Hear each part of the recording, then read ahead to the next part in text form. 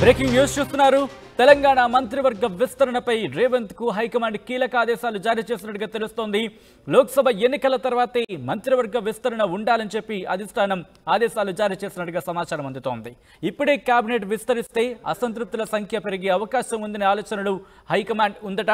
అయితే గరిష్టంగా మరో 6గురిని మంత్రివర్గంలో తీసుకునేందుకు అవకాశం ఉంది అంటూ కూడా చెప్తున్న పరిస్థితి. అయితే మంత్రి పదవుల కోసం తీవ్ర పోటీ నెలకొంది. ప్రస్తుత పరిస్థితుల్లో మంత్రివర్గం విస్తరిస్తే లోక్సభ ఎన్నికలపై ప్రభావం పడే అవకాశం ఉందని చెప్పి అధిష్టానం యోచిస్తోంది. కొంత ఓపిక పట్టాలని చెప్పి ఆశావహులకు అధిష్టానం సూచించినట్టుగా తెలుస్తోంది. పార్లమెంటు ఎన్నికలు పూర్తయ్యే వరకు మంత్రివర్గ విస్తరణ వద్దని చెప్పి రేవంత్కు తేల్చి చెప్పేసింది అధిష్టానం. ఇటీవల మంత్రివర్గ కూర్పుపై చర్చించేందుకు ఢిల్లీ వెళ్లారు ముఖ్యమంత్రి రేవంత్ రెడ్డి, అలాగే డిప్యూటీ ముఖ్యమంత్రి భట్టి విక్రమార్క. మంత్రివర్గ విస్తరణపై పలు సూచనలు చేస్తున్నట్టు తెలుస్తోంది హైకమాండ్. ఇందుకే ఎటువంటి సూచనలు చేస్తుందో తెలుసుకు ప్రయత్నం చేద్దాం. మా ప్రతినిధి మధు అప్డేట్స్ అందించేందుకు ఫోన్ లైన్లో జాయిన్ అవుతున్నారు. మధు, ఇంకా ఎటువంటి అంశాలు సూచించడం జరిగింది? ముఖ్యంగా పార్లమెంటు ఎన్నికల తర్వాతే మంత్రివర్గ విస్తరణ అంటూ కూడా చెప్తున్న నేపథ్యంలో ఏంటి హైకమాండ్ ఎటువంటి సూచనలు జారీ చేస్తుంది? ఎగ్జాక్ట్లీ మంత్రివర్గ విస్తరణకు సంబంధించి చాలా రోజుల నుంచి చర్చ జరుగుతున్నప్పటికీ కూడా మొదటగా ముఖ్యమంత్రి రేవంత్ రెడ్డి పార్లమెంట్ ఎన్నికల కంటే ముందుగానే కేబినెట్ విస్తరణ జరగాలి, తర్వాత నామినేటెడ్ పోస్టులు ఇవ్వాలనేటువంటి అభిప్రాయాన్ని వ్యక్తం చేశారు. పార్టీకి సంబంధించినటువంటి వేదికల పైన పెద్దలతో పలుసార్లు ఏఐసిసి పెద్దలతో భేటీ అయినటువంటి సందర్భంలో. కానీ తర్వాత జరిగినటువంటి పరిస్థితుల్లో చాలా మంది ఆశావాహులు ఉన్నారు. మొన్న అసెంబ్లీ ఎన్నికల్లో పోటీ చేసి ఓడిపోయినటువంటి కాంగ్రెస్ పార్టీ నాయకులు కావచ్చు, తర్వాత పార్టీ సూచించి ఈసారి పోటీకి దూరంగా ఉండి పార్టీ గెలుపు కోసం కృషి చేసినటువంటి వాళ్ళు, తర్వాత రీసెంట్ గా పార్టీకి అంతర్గతంగా ఇతర పార్టీ నుంచి వచ్చి జాయిన్ అయ్యి కాంగ్రెస్ పార్టీ విజయానికి దోహదం చేసినటువంటి వారు. సో ఇలా లిస్టు చాలా పెద్దగా ఉంది. కొంతమంది యువ నాయకులు ఉన్నారు, వివిధ విభాగాల్లో పనిచేస్తున్నటువంటి వాళ్ళు, చాలా మంది నుంచి వినతులు ఉన్నాయి. కొంతమందికి నామినేటెడ్ పోస్ట్ అని, కొంతమందికి కేబినెట్ అని.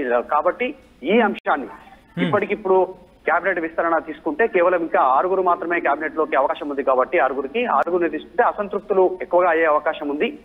సో అసంతృప్తిని చల్లార్చాలి అంటే పార్లమెంట్ తర్వాతనే కేబినెట్ విస్తరణ, అలాగే ఈ నామినేటెడ్ పోస్టులు ఇవ్వాలనేటువంటిది సూత్రప్రాయంగా రేవంత్ రెడ్డికి ఏఐసిసి అధిష్టానం సూచించినట్టుగా తెలుస్తా ఉంది. ఈ అంశానికి సంబంధించి రేవంత్ రెడ్డి కూడా ఆలోచించి అధిష్టానం చెప్పినటువంటి సూచననే పాటించడానికి సిద్ధమైనట్టుగా తెలుస్తా ఉంది. ఎందుకంటే సామాజిక వర్గాల వారిగా ఇప్పటికీ ఉమ్మడి జిల్లాల వారిగా చూస్తే ఖమ్మం, నల్గొండ, వరంగల్, ఉమ్మడి పాలమూరు జిల్లా, ఇలా ఒకటి మెదక్, ఈ రకంగా చూస్తే ఈ జిల్లాలకు మాత్రం ప్రాతినిధ్యం ఉంది. రంగారెడ్డి, ఆదిలాబాద్, నిజామాబాద్ జిల్లాలకు సంబంధించినటువంటి మంత్రుల ప్రాతినిధ్యం లేదు. సో ఇప్పటికిప్పుడు మంత్రివర్గం విస్తరణ ఉండేటువంటి అవకాశం లేదు. అలాగే పెండింగ్ లో ఉండేటువంటి అవకాశం ఉంది. కరీంనగర్ లో కూడా 2 మంత్రులకు అవకాశం ఇచ్చారు. కానీ ఇందాక చెప్పిన 3 ఉమ్మడి జిల్లాల్లో ప్రాతినిధ్యం లేకపోవడం పైన చర్చ ఉన్నప్పటికీ కూడా పార్లమెంట్ ఎన్నికల తర్వాత ఎక్కువ స్థానాలను సాధించుకున్న దిశ కొంతమంది నేతలకు టార్గెట్ ఇచ్చి దాని ప్రకారం పార్లమెంట్ ఎన్నికల తర్వాత కేబినెట్ లోకి తీసుకునే అవకాశం ఉంది. అయితే ఈసారి మొన్న అసెంబ్లీ ఎన్నికల్లో ఓటమి చెందినటువంటి నాయకులని కేబినెట్ లోకి తీసుకోవద్దు అనేటువంటిది కాంగ్రెస్ పార్టీ అధిష్టానానికి రేవంత్ రెడ్డి సూచన చేసినట్టుగా పార్టీలో చర్చ ఉంది. కాబట్టి ఎవరికి కేబినెట్ లోకి అవకాశం కల్పించాలి అనేటువంటిది చర్చ జరుగుతా ఉంది. ఇప్పటికే కోదండరాం లాంటి టీజేఎస్ సంబంధించిన పార్టీ అధ్యక్షుడు ఎమ్మెల్సీ ఇచ్చారు. కాబట్టి ఆయనను మంత్రివర్గంలోకి తీసుకుంటే రెడ్డి సామాజిక వర్గం ఆయన కాబట్టి ఇంకా మిగతా సామాజిక వర్గాల వారిగా ఎస్సీ, బీసీ, ఎస్టీ ఈ రకంగా అవకాశం దక్కేటువంటి అవకాశం ఉంది. దాని ప్రకారం కూర్పు జరిగిన తర్వాత పార్లమెంట్ ఎన్నికల తర్వాత కేబినెట్ విస్తరణ ఉండే అవకాశం ఉంది. అంటే పార్లమెంట్ ఎన్నికలకు ఎందుకంటే ఇప్పటికే దానికి సంబంధించి క్యాండిడేట్ ని ఫిక్స్ చేయాల్సి ఉంది. అది కూడా పూర్తయిన తర్వాత పార్లమెంట్ ఎన్నికలు పూర్తయిన తర్వాత ఒకవేళ అప్పటికి ఎవరైనా మిగిలి ఉన్నా లేకపోతే అటువంటి ఆశావాహులు ఉన్నా సరే ఆ సందర్భాన్ని బట్టి మంత్రివర్గ విస్తరణ ఉండే అవకాశం కనిపిస్తోందా? ఖచ్చితంగా. ఎందుకంటే పార్లమెంటు ఎన్నికల తర్వాత జరిగేటువంటి పరిణామాల తర్వాతనే పార్టీ ఎన్ని సీట్లు సాధిస్తుంది, ఎవరు పార్టీకి లాయల్టీగా పనిచేశారు, వీటన్నిటిని దృష్టిలో పెట్టుకొని కొన్ని మార్పులు చేర్పులు చేసేటువంటి అవకాశం ఉంది. ఇప్పటికీ చాలా మంది ఆశావాహులంతా కూడా మంత్రివర్గ విస్తరణ కోసం ఎదురు చూస్తా ఉన్నారు. మాకు చోటు దక్కుతుందనేటువంటి ఒక కాన్ఫిడెన్స్ వ్యక్తం చేస్తా ఉన్నారు. అట్లా వ్యక్తం చేసినటువంటి వ్యక్తుల్లో అటు ఆదిలాబాద్ జిల్లా నుంచి ఎమ్మెల్యేగా గెలిచినటువంటి వివేక్ కావచ్చు, తర్వాత అక్కడి నుంచే మరొక ప్రేమ్ సాగర్ రావు కావచ్చు, నిజామాబాద్ జిల్లా నుంచి రీసెంట్ గా మంత్రివర్గ విస్తరణలోకి వచ్చే అవకాశం ఉంది అనేటువంటి మహేష్ గౌడ్ కావచ్చు, సుదర్శన్ రెడ్డి పేర్లు వినిపిస్తా ఉన్నాయి. ఇటు నల్గొండ జిల్లా నుంచి మరొకరు కేబినెట్ లోకి అవకాశం కల్పించాలనేటువంటిది రిక్వెస్ట్ చేస్తా ఉన్నారు.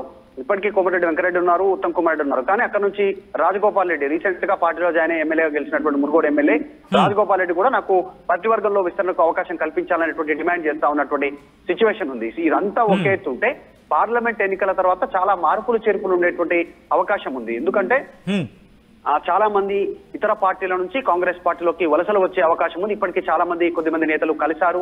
ఉమ్మడి రంగారెడ్డి జిల్లాకు సంబంధించిన నేతలు, ఉమ్మడి మెదక్ జిల్లాకు సంబంధించినటువంటి నేతలు రేవంత్ రెడ్డిని కలిసి కొన్ని అభివృద్ధి కార్యక్రమాల కోసం కలిశామనేటువంటి ప్రకటన చేశారు. సో త్వరలో వారంతా అందులో నుంచి కొద్దిమంది ఎమ్మెల్యేలు బీఆర్ఎస్ నుంచి, తర్వాత ఇంకా కొద్దిమంది ఇతర పార్టీల నుంచి నాయకులు, కీలక నాయకులు కాంగ్రెస్ పార్టీలోకి వలస వచ్చే అవకాశం ఉంది. సో వారిని కూడా దృష్టిలో పెట్టుకొని సామాజిక కారణాలను, సామాజిక అంశాల వారీగా సామాజిక న్యాయం చేస్తూ అంటే ఉమ్మడి రంగారెడ్డి జిల్లాలో కూడా మార్పులు చేర్పులు జరిగే అవకాశం ఉంది. మంత్రివర్గానికి విస్తరణలోకి ఉమ్మడి రంగారెడ్డి నుంచి కూడా కొంతమందికి చోటు దక్కే అవకాశం ఉంది. సొంత పార్టీ నేతలకు దక్కకుంటే ఇతర పార్టీల నుంచి వచ్చేటువంటి ఎమ్మెల్యేలకు ఈ మంత్రివర్గ విస్తరణలో చోటు దక్కే అవకాశం. సో వీటన్నిటిని పరిగణలోకి తీసుకున్న తర్వాత మంత్రివర్గ విస్తరణ ఉండే అవకాశం ఉంది పార్లమెంట్ ఎన్నికల తర్వాత.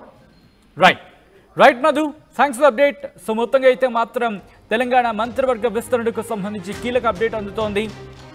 మంత్రివర్గ విస్తరణపై రేవంత్ కు హైకమాండ్ కీలక ఆదేశాలు జారీ చేస్తున్నట్టుగా తెలుస్తోంది. లోక్సభ ఎన్నికల తర్వాతే మంత్రివర్గ విస్తరణ ఉండాలని చెప్పి అధిష్టానం ఆదేశాలు జారీ చేస్తున్నట్టుగా తెలుస్తోంది. ఇప్పుడే కేబినెట్ విస్తరిస్తే అసంతృప్తుల సంఖ్య పెరిగే అవకాశం ఉందనే ఆలోచనలో హైకమాండ్ ఉన్నట్టుగా తెలుస్తోంది. ఇక గరిష్టంగా మరో 6 మంత్రివర్గంలో తీసుకునేందుకు అవకాశం ఉంది. మంత్రి పదవుల కోసం తీవ్ర పోటీ నెలకొంది కాంగ్రెస్ లో. ప్రస్తుత పరిస్థితుల్లో మంత్రివర్గం విస్తరిస్తే లోక్సభ ఎన్నికలపై ప్రభావం పడే అవకాశం ఉందనే యోచనలు అధిష్టానం ఉన్నట్టుగా తెలుస్తోంది.